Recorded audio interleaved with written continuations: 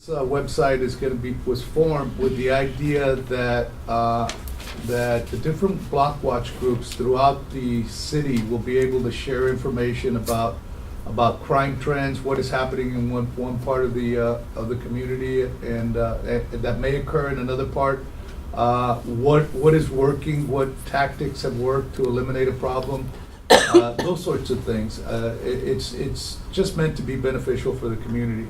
What we don't, it's amazing how many neighborhood watch groups have sprung up in such a small amount of time. I think it was in 2009 there were 10. There's now over 200.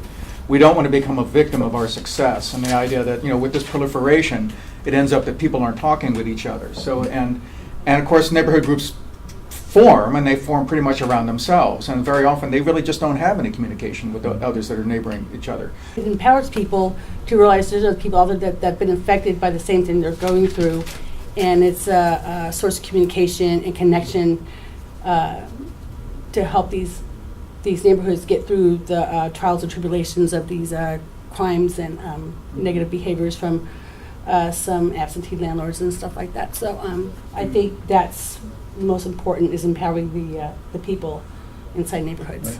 It's a place where people can look and they can see that there's positive things going on in the city of Vallejo, regardless of the downsizing of the Vallejo Police Department, and regardless of the foreclosure rates and things that are occurring in the neighborhood. They can look and see that action is actually being taken in their local neighborhoods, and that you can put a name with a face. And that's what this newsletter is designed to do, is designed to put names and faces together. I've been with the neighborhood program since 1998, and throughout that period of time, I have never seen this kind of community mobilization. This has probably been one of the most successful programs or in terms of community involvement that I've ever seen. Utilizing the whole communication tool, and then how we're able to cross the tool through the community. You know, the learning what's been taking place, what have you accomplished, and where you're going, and being able to share that community-wide. I just see that as a major facet of power that is really being enlightened here for the city. And then also branching out to the Alcohol and Tobacco Coalition, Weed and Seed, and just tying in Family Resource Center to be able to come and help where, you know, being a resource to some of these neighborhood watches, to know, you know, how many neighborhood watches know of some of these other resources. So to be able to communicate that, I think is really going to be one of our biggest assets, the biggest tool. Just really waking us up and knowing that, hey, there's so much more going on here within the city that can help us. Mm-hmm. Lamplighters offers another opportunity for community building and community connection. Forming a watch in my neighborhood has linked our community in a way that was never possible before. My watch is formed with other watches. We know our neighbors in a 2 mile square area. So 2 square mile area, excuse me.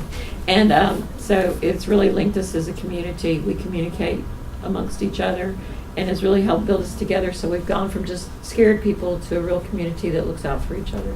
And what's really nice about this is how I met Ann. And this, I think, basically came up with the idea of connecting different neighborhoods. Mm-hmm. She was having a problem in her neighborhood, and I found out about it and I contacted her. And the next thing we knew, half of Vallejo knew of a property that had moved out of the area into another area. And that's when the connection really started happening between, I think, 5 or 6 different neighborhoods. Yeah. And that's what made this all come about. But, you know, and our neighborhood, actually, what we're doing also, too, is we're contacting property managers, we're contacting property owners, and we're talking to them, so letting them know that we do have a neighborhood watch in our area, and let them know that we are there to help them keep good residents, and also let them know that we, if we have a problem with a property. We've actually gotten, probably in the last 2 weeks, we've probably got like 5 people that are property owners or property managers that want to get on board and come to our meetings, you know, so they'd be more proactive in our neighborhood, and they understand what's going on and what they could do to help them. As we began doing these neighborhood block watch trainings, we kept running into people that were just plain frustrated with the lack of police response, frustrated with what was happening, all the spikes in property crimes, cars being stolen, homes being broken into. you know, feeling afraid that if they went to work, when they came back, their homes were gonna be ransacked. That sense of frustration is basically what has driven this program, and what has caused a huge increase in neighborhood block watch groups throughout the city. I mean, there is hope.